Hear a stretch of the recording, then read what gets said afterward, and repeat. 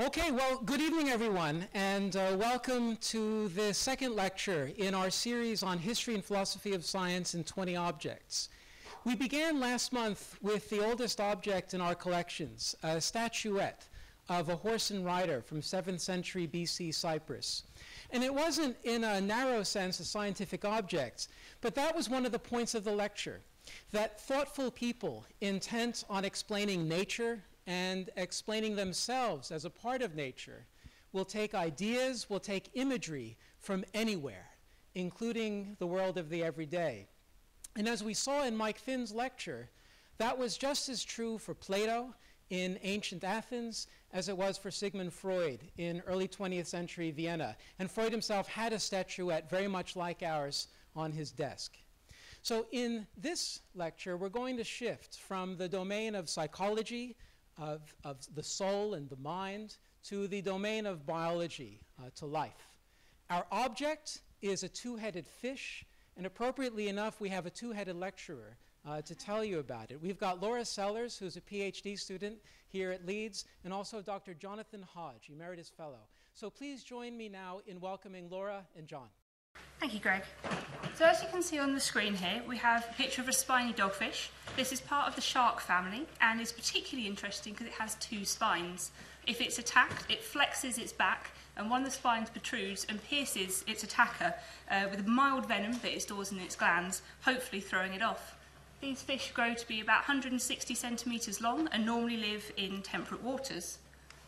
As you've probably noticed, our specimen is not that big. And more interestingly than having two spines, this one has two heads. So I'm going to briefly address how this two-headed fish ended up here in Leeds before I hand over to John. So the University of Leeds has a large biology collection, and particularly has a large number of wet specimens. Some of them are with us in the museum, some of them have been given to the City Museum down in town, but quite a lot of them still remain in the School of Biology. So this is a picture of the biology lab from 1904, and you can just make out on the back shelves a line of wet specimens, so things in jars. So why have wet specimens, and why have so many of them? We do have literally hundreds about the university. The university has collected and continues to keep these wet specimens for teaching and for research. As you can see with these ones, you could pick them up, you can look at them, you can see them from all angles, including underneath. Specimens like this can be preserved whole. The entire specimen is in the jar. Unlike dry specimens, you don't have to prepare the skin or the skeleton and put them to one side. So specimens like this are actually easier to prepare, and say you can keep the entire object. When you're going to make one, it's quite an interesting process, so I thought I'd tell you about that a little before we get going. The wet specimens here are in glass containers. Some of the ones from the last 50 years or so might be in acrylic or perspex, which has the advantage of being significantly lighter when you're trying to move them around and doesn't distort the image of the specimen quite as much as glass might.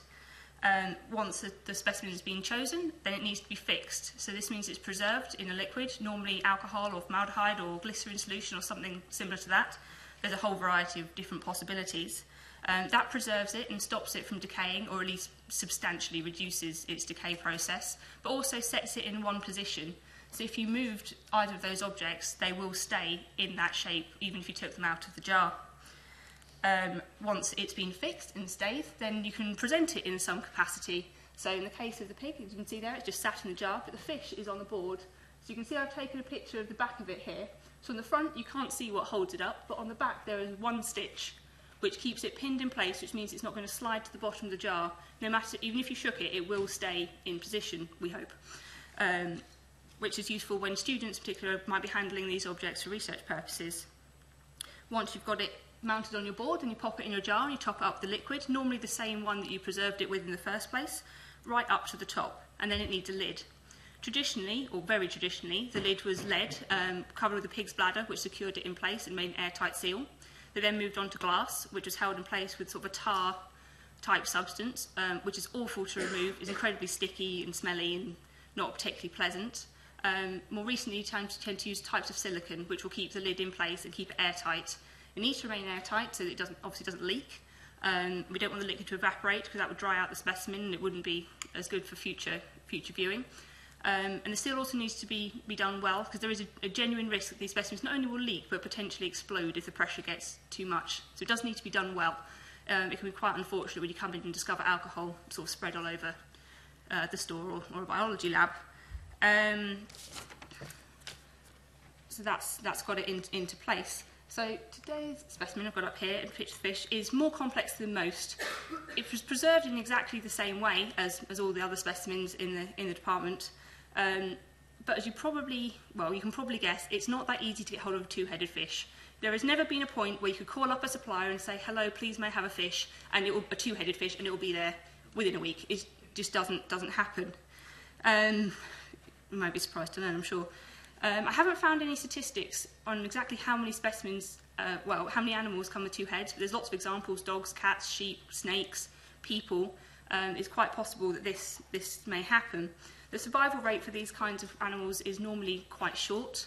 Often the two heads trouble to dually control the one body. Possibly the organs, such as the heart, might not be able to provide for both heads, or even the heads, there's examples where they might fight with each other, which again reduces the survival rate, which makes it quite unlikely that this specimen's end up here. There aren't many of them born, and then not many of them survive, and then somebody has to find it, which again is quite a challenge. So why does it have two heads? In simple terms, it's the overexpression of the gene, which normally would take one head, two eyes, one mouth. In this instance, two head, four eyes, two mouths, and so on. You've noticed on the table there's a piglet, which we hadn't put on display elsewhere, but is very interesting. And the reason we've chosen to display these two specimens together is it's actually the same gene which has caused their distinctive features. It's the overexpression of the gene that has given the fish two heads, but the underexpression which has given this piglet one eye. So although I've given you a sort of very brief explanation as to how these are made, hopefully I'm sort of giving you a hint of how unlikely it is that we're going to have this kind of specimen. In order to get to Leeds, this two-headed fish need to be found by somebody, in the first instance, and then that person needed to be aware that somebody might want to preserve it. They needed to either be a person or know somebody who had the skills to preserve it. And then once it had been fixed and put into a jar, it then had to get into Leeds. We don't know, but we suspect that the company who produced it would have had a list of people or company or institutions interested in this kind of specimen, so would advertise to them first of all, saying they had something new, weird, wonderful, or possibly described as monstrous, which is, we think, how it ended up here. Both these specimens probably date from the 1920s or 30s, although again we don't have the paperwork to prove that, and neither of them are in their original jar, both of which have been damaged over the lifespan of the object. So we've actually repotted these ones. I guess you could probably tell that it's not a perfect fit, but such is the case. And hopefully we've sealed them just enough so that they're not going to explode in the biology labs anytime soon. So that's very brief. Hopefully you know a little bit about how these objects came to being and how they ended up in Leeds. And with that, I'm going to pass over to John. Well, many thanks indeed, Greg, and many thanks indeed to Laura for setting the stage. I will take off from there, and to make it a little bit easier for all of us, I think I'm going to announce one of my main themes in advance. I'm going to be talking about monsters, modernity, and tradition. The historians of science have joined in recent decades in discussions of modernity. And they've learned to be wary and skeptical of a certain kind of story for the history of science. Traditionally, the history of science has been displayed as a history of modernity emerging and triumphing over traditional ways of thinking and feeling. Indeed, it's almost definitive, is it not, of a modern society that science and technology be very influential, much used, and much bought and much sold. And that would contrast with the traditional society. So that there's always been a strong temptation to, when doing big picture history of science, to tell it as a story of modernity triumphing over traditional ways of thinking and feeling. Historians of any subject are paid and trained to be skeptical of simple stories. Historians of politics are paid and trained to be skeptical and wary of the simple stories that politicians tell about the 19th century or earlier, and in other areas of history. And I'm going to try and make things more complicated this afternoon or this evening.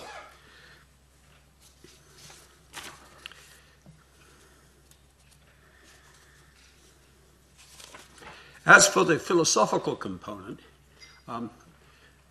one of the themes that runs all through the history of thinking and feeling about monsters is a concern with the relationship between nature as studied by science and nature as interpreted as the art of God by religious traditions.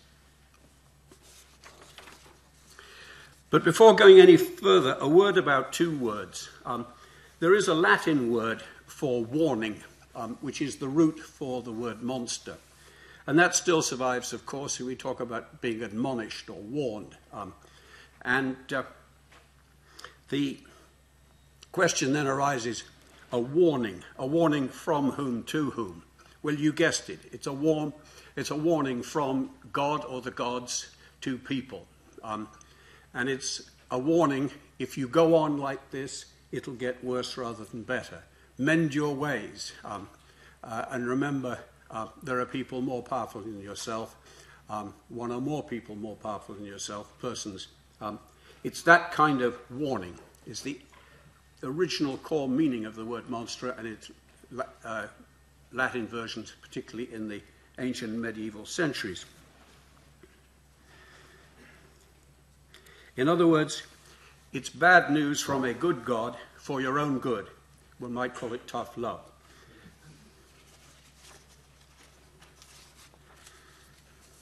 Now, we tend to think of monsters as almost by definition big and scary. If you look at the history of the concept of monsters, that's a relatively late development. And I'm going to concentrate more on the warning sense of monster. But there's another cluster of senses.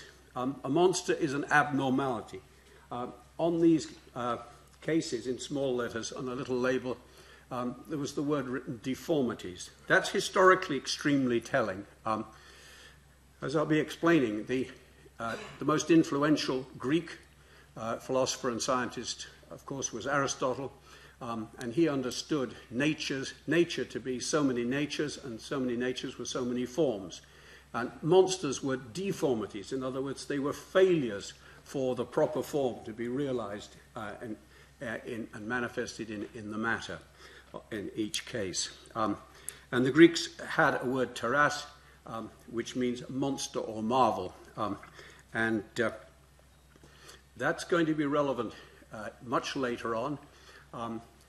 In the 17th century, there was a word coined teratologia, meaning stories about monsters. And then in the 1820s, and I'll be talking about this in a little more detail, a Frenchman coined the term teratology, meaning the science of monsters.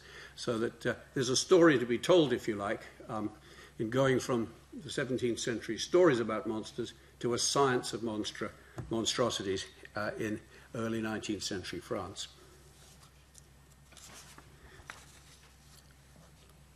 A word about two other words, traditional and modern. I've already introduced those. There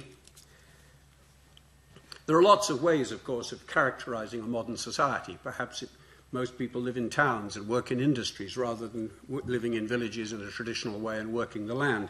But of course, science and technology are part of modernity, and thereby, of course, arises this challenge. Historians of science, perhaps above all other historians, have to be wary of uncritical signing up to modernization narratives.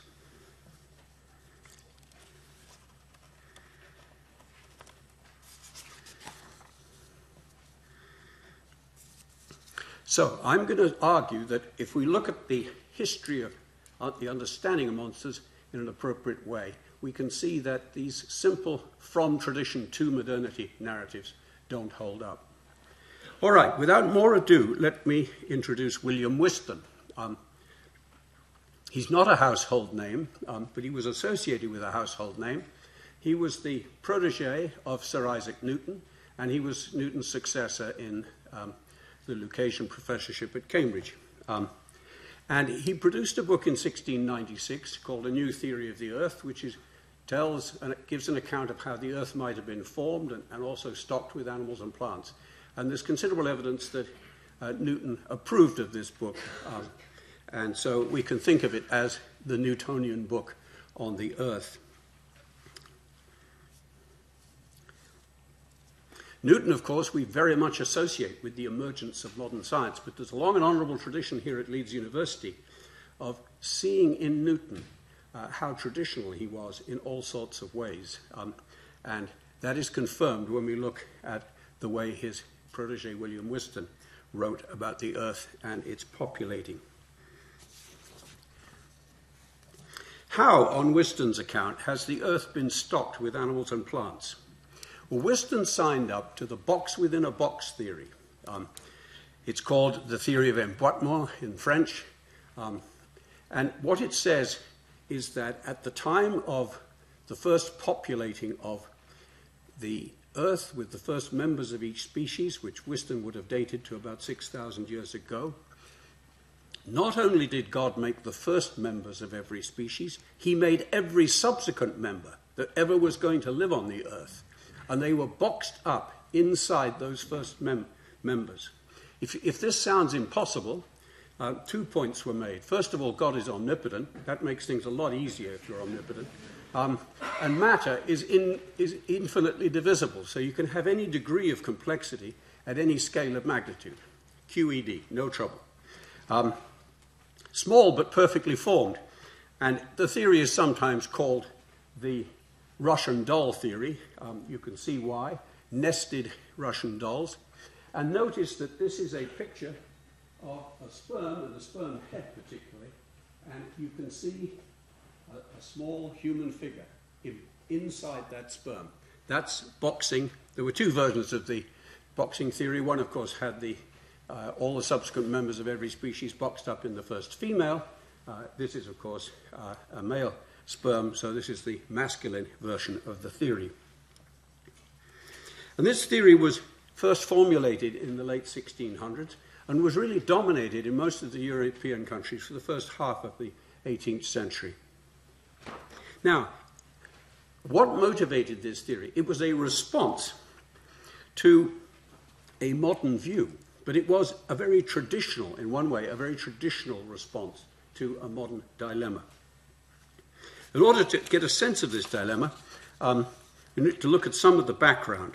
And particularly, we need to look at two of the most influential people in the entire history of scientific thought, Aristotle, and writing in the 4th century BC, and René Descartes, writing almost exactly 2,000 years later. Aristotle understood all natural objects as a synthesis, if you like, of form and matter. He would have used also the example of human artifacts. A chair is so much wood, but of course and that's its stuff, that's its matter, but of course it's shaped in a certain way. It's got a certain structure which allows it to function as a chair, rather than as a doorstop. And it's absolutely essential to Aristotle's view of nature that form dominates matter, especially when things are going right. And when an acorn turns itself into an oak tree, that is the influence of the parent oak trees on they have induced in the form of the offspring, or in the matter rather of the offspring, the form oak rather than the form beech. And when things go right, form dominates matter, and forms are norms. A form is not simply the way something is, but the way it should be. A good dog, a well-formed dog, has got no characters that really belong to cats or other species. Now, obviously, with a deformity, as the very word suggests, something has gone wrong. And Aristotle's view is that error, if you like, and deviation from forms and norms lies on the side of matter.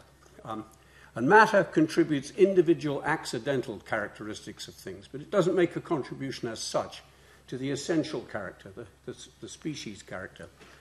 So there can be no science of matter, according to Aristotle. It cannot be a subject of science because it's not regular and it's not necessary and essential in its properties.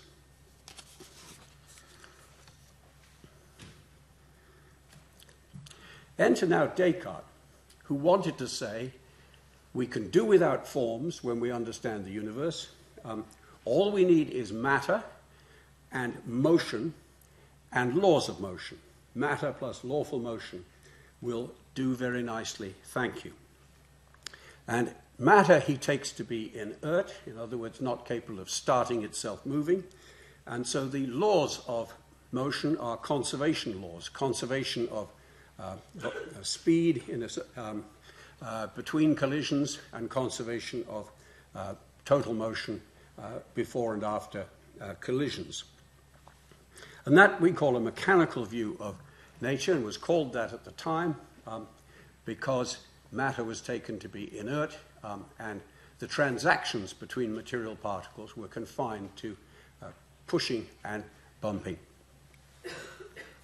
Now, Descartes was ambitious, and he wanted to include in his mechanical view of things, he wanted to come up with mechanical explanations of how you get from a newly fertilized, a newly formed conceptus at time of fertilization, how does that get turned into an adult with all that complicated structure and organization? He conjectured, made various conjectures as to how this happened. And he took on normal development and monstrous development on the same terms. Matter, after all, was what was involved, and the laws of motion were the same for the matter moving in a monster as it developed as in a normal individual. It's just that there would be some rare movements and rare deviations from the normal development. But did he impress people that he'd succeeded in this? No, he didn't. In the next generation, in the late 1600s, people stepped up and said that it looks as though giving a mechanical account of how an acorn turns itself into an oak tree or how a human conceptus becomes a human adult, that is something the mechanical philosophy hasn't succeeded in subsuming. So it seems as though we've got to go outside nature in order to get an account of individual growth and development in animals or plants. Got to go to God. But then there was a dilemma. Should God be involved each time that a new plant arises from plant parents or a new animal? That seemed beneath God's dignity to be involved every time. Much better then to have one massive creative miracle at the time of creation, when every animal and plant that's ever going to live on the planet, this of course is the box within a box theory, is created by God and small but perfectly formed and boxed up like Russian dolls.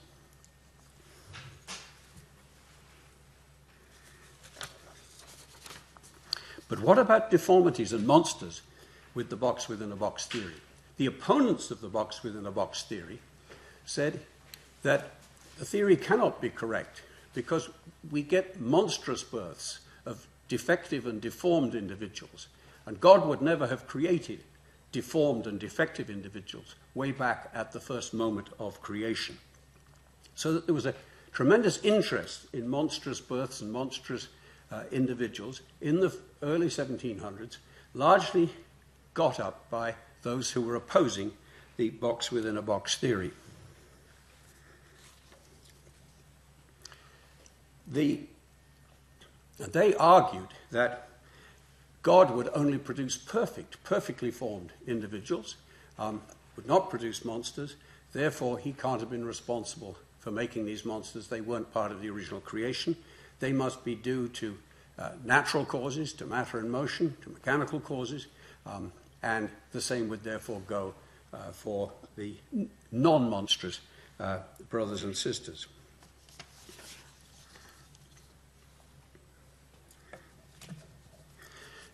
To which the box-within-a-box theorists replied by asserting all over again that mechanical nature seems inadequate as a cause for individual development in plants and animals, and that we must go back to an older view. And the older view that they invoked was the view of St. Augustine, writing in the 4th century AD. Augustine was the church father most acceptable, the prominent church father most acceptable to Protestants as well as Catholics. It's always worth remembering. And Augustine had rested his view of creation on a short sentence from an apocryphal book of the Bible, which says, it's usually quoted in Latin, I'll quote it in English, God created everything at once. Augustine took this to be literally true, that every creature that was ever going to live was created by God at time t naught, as we would say now, at the beginning of time, about 6,000 years ago. But many things were only created in seeds, and animals and plants particularly, micro seeds. So that what's been happening since is nothing has actually been produced during the course of nature. It's simply a matter of sprouting from seeds that were made at the very original act of creation.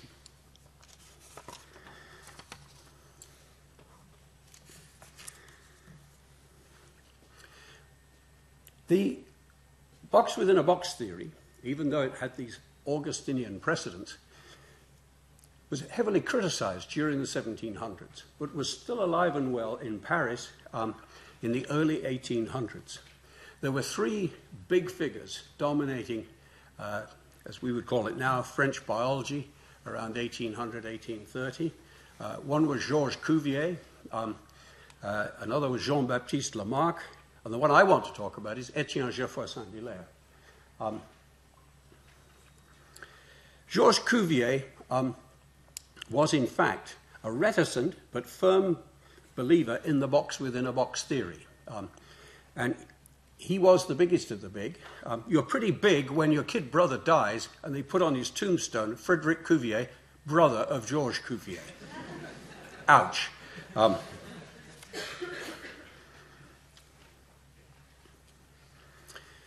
When Geoffroy Saint-Hilaire confronted the box-within-a-box theory, there were new twists to it, if you like. One was this, that around 1750, it had been suggested that God, when he made all those individuals that were destined to live on Earth, he didn't always make the next generation exactly like the previous generation.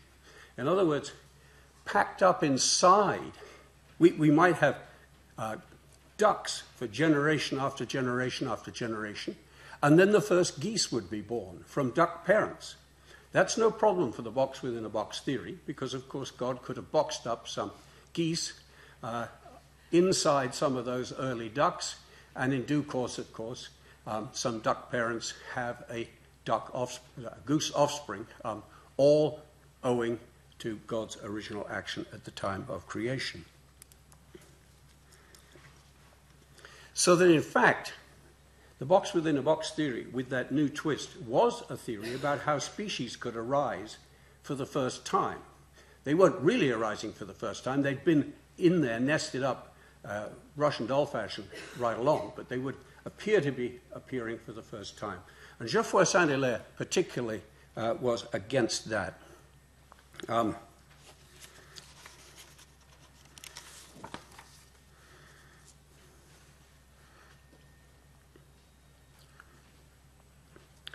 He had a son, incidentally, Isidore Geoffroy Saint-Hilaire, who's always known as son of Etienne.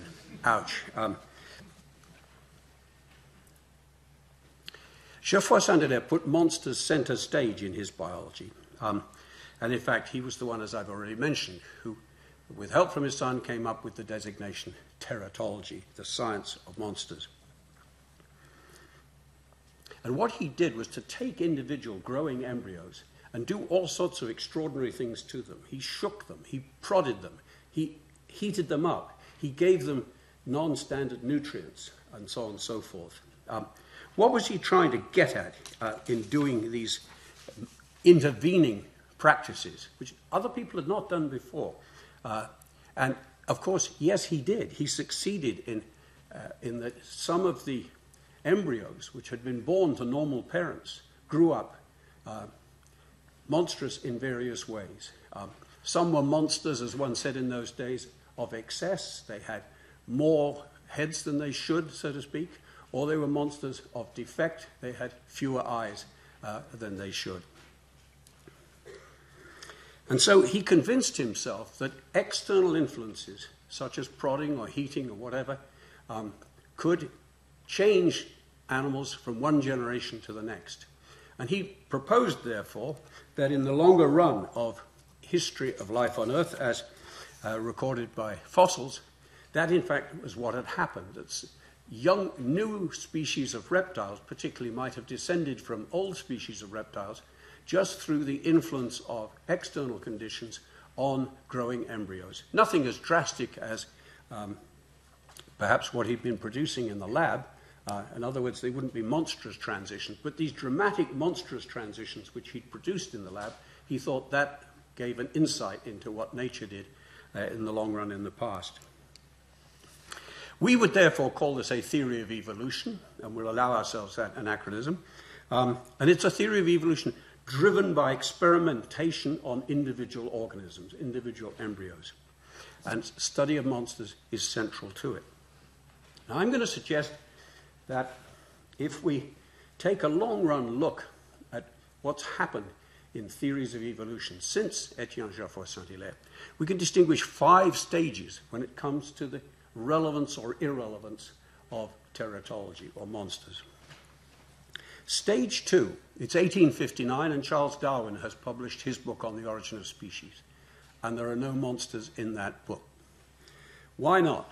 Well, Darwin did not take his interpretation of nature from individually intervening experiments on individual organisms. No, of course, his model, if you like, for nature was selective breeding by farmers of different breeds of cattle, or selective breeding for heavy horses for ploughing versus light, fast horses for racing.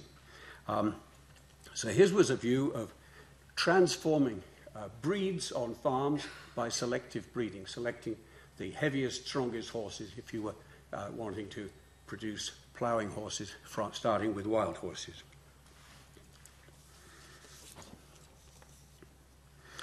And so, on Darwin's account, monsters are not a source of insight into the way evolution has gone. Darwin, we say, was a gradualist. In other words, it takes many generations to go from an ancestor species to a descendant species. He's an adaptationist, just as farmers are fitting their cattle or their horses to meet their needs. So nature, of course, is producing, through selective breeding, animals and plants adapted to the conditions they're living in.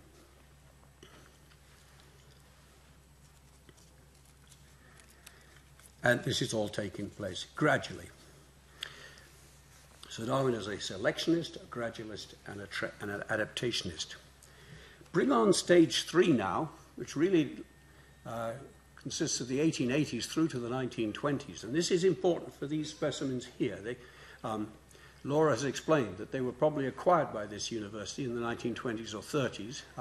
And that was a time, as I'll explain in a second or two, when monsters were back center stage in evolutionary biology. How did that come to be? Well, part of it was driven by the same motivation Geoffroy had, Etienne Geoffroy Saint-Hilaire. People wanted a laboratory-based and an experiment-based approach to evolution. And they thought that sudden changes, jumps, if you like, from one species to another. Saltation is just a Latinate word meaning jump, of course. And that theory grew and grew in popularity. And the man who brought this to very general recognition and discussion is Richard Goldschmidt. There he is. You can see he lived well into my lifetime. And we'll see that it's highly appropriate to put Steve Gould up next to Richard Goldsmith. Let me explain. Goldsmith will be our specimen for stage 3, 1880s to the 1920s, when saltationist rather than gradualist views were much in vogue. Experimental approaches to evolution, intervening in the lives of individuals, was regarded as a good, modern, lab-based way to proceed to get insights into evolution. And Goldsmith came up with a theory of evolution that was known as the theory of hopeful monsters. Hopeful because the idea was that they had a future. Perhaps enough of them would arise that they could mate together and perpetuate their deviations from the norm. Monsters with a future. Switch now to stage 4, and he's well enough known perhaps and recent enough that we won't put up his picture. Ernst Mayr, a major architect of the so-called modern synthesis. That's a synthesis of Mendelian genetics and Darwinian selection theory that was dominant in the English-speaking world, at least by the 1950s. Mayr defined his position on a lot of subjects by opposition to Goldsmith. He had a high regard for Goldsmith. He liked the man, but he thought he was wrong-headed. Sorry for the pun. Goldsmith, of course, was not wrong-headed. He only had one. And it's very interesting that Mayr argued that anyone approaching evolution the way Goldsmith did was taking us back to old, ancient, discredited views of species especially. He would say Goldsmith is thinking of species the way Plato and Aristotle thought of them, as discrete types with no intermediaries, rather like you have in geometry, the square versus the triangle, and there's no intermediate, there's no 3.5-sided figure, so you have to take a jump from square to triangle if you're going from one geometrical species to another. And Mayr called this typological thinking, and he was against it, as you've already guessed. And he monstered it, you might say, by associating it with old, discredited, traditional views coming down from Plato and Aristotle.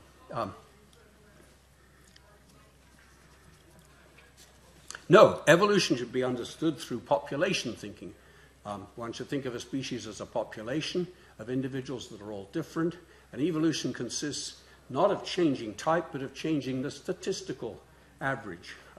Statistical norm, for example, with height, changing as an average over many generations through the coming and going of genes, each of very small effect.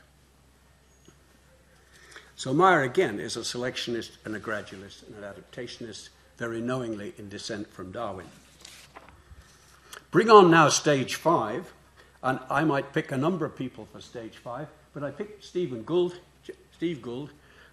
because there's a Leeds connection. He was here for a year as an undergraduate, and he came back and was given an honorary degree some 20 years ago at this university.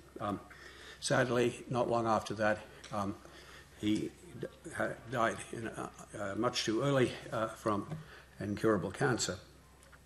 Now, Steve Gould deliberately arranged for Goldsmith's books to be republished in the 1970s. That was a provocative thing to do. And he talked up the approaches to evolution that the modern synthesis had taken credit for displacing. And he eventually found his way back to championing, guess who? Etienne Geoffroy Saint-Hilaire. Initially, Gould set himself against uncritical selectionism, uncritical gradualism, and uncritical adaptationism. Too much uncritically assuming that evolution was gradual, adaptational, and caused by selection. And eventually that crusade took him back all the way to Etienne Geoffroy Saint-Hilaire. This is where what I'm saying connects with what Laura talked of. There are Hodge genes, which are genes which make for very large differences in development. And it's such a gene which I'm told is responsible for the piglet there having one eye and also for the dogfish having two eyes. How could the same gene have such different effects? As Laura explained, the action or expression of the gene is different. It's overly expressed in the dogfish and underexpressed in the case of the piglet. And so these are nice examples of that old 18th century categories, monsters by excess and monsters by defect. Fish obviously is a monster by excess, and the fish is a monster by defect.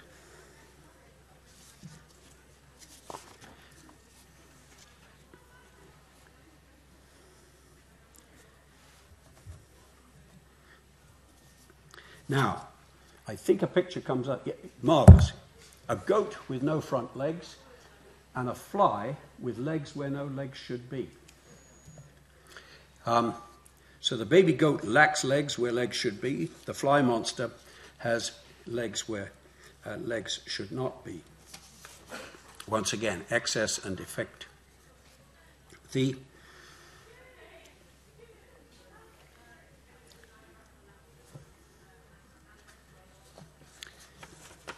gene expression is a very hot topic right now. We know when a topic is a hot topic. It's when you go to the airport and you go to the bookshop, and there's a little book saying The X Revolution. And in this case, the book is called The Epigenetic Revolution. What is epigenetics all about? Epigenetics is to do with not simply the structure of genes and how genes replicate, it's what genes do and how they do it, and how their actions are regulated by other genes and also influenced by environmental inputs. Epi means really beyond genes. In other words, what happens if you go trace the causation on beyond the mere structure and presence of a gene to what it does and the difference it makes, particularly in early development. The Epigenetic Revolution book, incidentally, is a good book, very readable. So this is a way, epigenetics is a way of getting away from a simple dichotomy between the environment does this, the genes do that. Genes and environment influence other genes to be expressed in one way rather than another. And then, of course, that expression of those genes makes a difference in how the organism interacts with subsequent environmental inputs.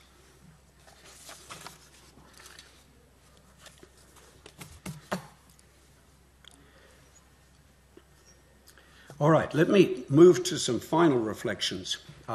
I promised some reflections on traditional versus modern. I hope I've convinced you that monsters, yes, are very traditional objects in the sense that the category of monster goes a long way back. It goes back to Greek and medieval times. And some of the early fascination with monsters we definitely associate with traditional forms of life and ways of thinking. But equally, monsters have lived on, if you like, into what we think of as quintessentially modern science, lab-based science, experimental science, evolutionary biology, rather than commentaries on the Bible and so on and so forth. And it's a good question then, why are monsters such a hot topic now? Not simply in biology, thanks to Steve Gould and others, but also in an area called cultural studies. Cultural studies, of course, all traces to Leeds, to Richard Hoggart in the 1950s, or traces quite a lot to that Leeds starting point. We've got a Leeds moment. I've got another Leeds moment coming up later. But of course, cultural studies has long wanted to be critical of easy modernization, legends, stories, and easy contrast between the traditional and the modern. And believe it or not, there is now a sub branch of cultural studies called monster studies. There are even books devoted to guiding you on monster studies. And I've enjoyed reading these things and reflecting along with the monster studies specialist, how come so much more interest in the history of ideas about monsters in the last 40 than there was 40 years ago. And of course, cultural studies has a lot to do with that, and generally this, across a lot of academic fields, this wish to get away from easy contrast between traditional this and modern that. it's time for a light moment, I suspect, and I'm going to insert it rather arbitrarily here. For many years, I used to go across the road from here to Ainsley's at lunchtime and ask for a pasty, a Cornish pasty. I did it with more feeling perhaps than many because my mum was, in fact, from Cornwall. And the lady at Ainsley would say, traditional or flaky, love? And I thought, oh no, I came of age in the 60s. That was the big decision. Oh no, that all over again. And I was about to sort of answer and take off from that reflection. And then I realized, of course, I was being asked, do I want flaky pastry or traditional non-flaky pastry? And I would say traditional, and come out of there feeling very square and unhip.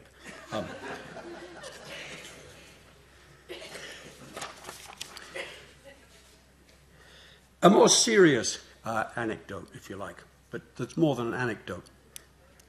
I've been emphasizing how traditional notions have lived on into modern science. They live on also in the philosophy of science. The Dutch-Canadian, Bas van Frassen, stands very tall in the philosophy of science community, particularly known for his so-called constructive empiricism, and particularly for his exegeses and explications of quantum theory and relativity theory. Bas does what we call hard philosophy of hard science. Yes, but there is a metaphysical inspiration, although he doesn't like that word, for some of the positions he takes in the philosophy of science.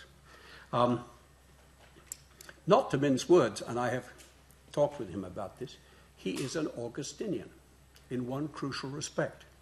Like Augustine, he doesn't believe there is an objective causal order of nature.